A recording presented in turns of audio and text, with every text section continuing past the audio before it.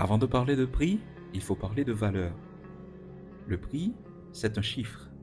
La valeur, c'est une transformation. Le marketing classique commence par combien ça coûte. L'audience commence par qu'est-ce que ça change dans une vie. Tu peux vendre cher et ne rien valoir. Tu peux vendre peu et transformer profondément. L'audience ne mesure pas en euros, elle mesure en déplacements intérieurs. Regarde autour de toi, dans ton quartier, dans ta famille, dans ton pays. Les gens ne manquent pas seulement d'argent, ils manquent de légitimité, de reconnaissance, de repères, de mots pour dire ce qu'ils vivent. L'audience vient combler ça. La valeur n'est pas ce que tu fais.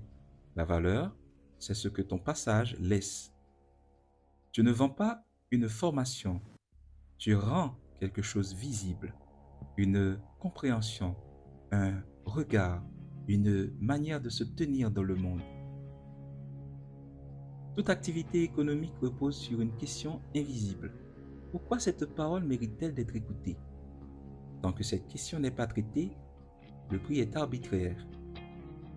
Si vous scrutez l'emballage des produits, vous verrez, on ne parle pas que du prix, mais qu'on évoque la composition du produit, sa date de péremption et d'autres informations comme son nom ou un mode d'emploi s'il y en a. Jamais le récit de vie du propriétaire de l'usine d'où il vient. Ce serait pas mal, non? Une valeur n'est pas déclarative, elle est relationnelle. Elle apparaît quand une parole peut être comprise, peut être discutée, peut être mise à l'épreuve, sans contrainte. Dans l'espace numérique, tout le monde peut parler, mais tout ne fait pas autorité. L'autorité ne vient pas du volume, elle vient de la cohérence quand ce que tu dis peut être repris sans toi. Ta valeur commence à exister. Tu proposes un apprentissage en marketing digital, tu n'annonces rien, tu observes. Les gens commencent à utiliser tes mots pour décrire leur propre situation. Ils reformulent, ils déplacent, ils discutent. Tu ne vends pas un contenu, tu proposes une manière d'organiser le réel, une grille de lecture, un langage commun. Ce langage permet à d'autres de penser leurs propres pratiques. C'est cela que le prix reconnaît. Dans cette logique, payer n'est pas consommer. Payer, c'est reconnaître qu'un cadre mérite d'être soutenu pour continuer d'exister. Ne nomme pas ton produit, nomme ce qu'il rend possible. Une clarification, une mise en ordre, une capacité à discuter autrement. Ce sont ces capacités qui fondent la valeur. Le prix ne fait que l'acter. Une valeur reconnue ne suffit pas, elle peut disparaître. Elle a besoin d'un cadre, pas pour être contrôlée, pour être habitée. Une erreur fréquente consiste à croire que tout repose sur ta présence, ta voix, ton énergie, ta disponibilité. Mais une parole qui dépend trop de toi s'épuise. À ce stade, tu ne travailles plus sur le message, tu travailles sur l'environnement dans lequel ce message peut continuer à exister. Ce n'est plus une question de contenu, c'est une question d'organisation.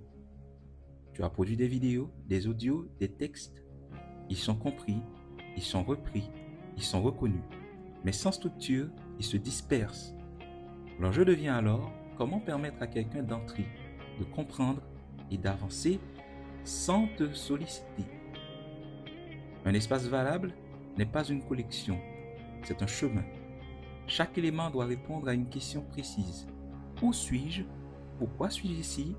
Quelle est la prochaine étape? Sans confusion, sans surcharge. Ton rôle change. Tu n'es plus celui qui parle, tu es celui qui ordonne. L'automatisation intervient ici, non pour remplacer l'humain, mais pour garantir l'égalité d'accès. Chaque personne reçoit la même porte d'entrée, le même cadre, la même clarté. Exemple d'éléments automatisés. Un point de départ clairement identifié, une progression logique, des ressources disponibles en permanence, des règles explicites. Ce système fonctionne, que tu sois présent ou non. Le revenu devient passif quand ton absence ne crée pas de rupture. Les gens peuvent continuer à comprendre, à avancer, à s'engager, sans attendre ton intervention. Ce n'est pas une délégation, c'est une stabilisation. Chaque nouvel entrant ne recommence pas à zéro. Il rejoint un espace déjà structuré. C'est cette stabilité qui rend la valeur durable. Un cadre n'est jamais neutre. Il oriente, il autorise, il limite. Créer une architecture, c'est accepter cette responsabilité. Tu décides ce qui est central, ce qui est secondaire, technique. Quand le cadre est juste, il protège la parole. Quand il est flou, il la fragilise. Ce chapitre marque une bascule. Tu n'es plus seulement porteur d'une valeur, tu deviens garant de ça. Des individus isolés peuvent devenir un collectif, pas une audience, un espace partagé.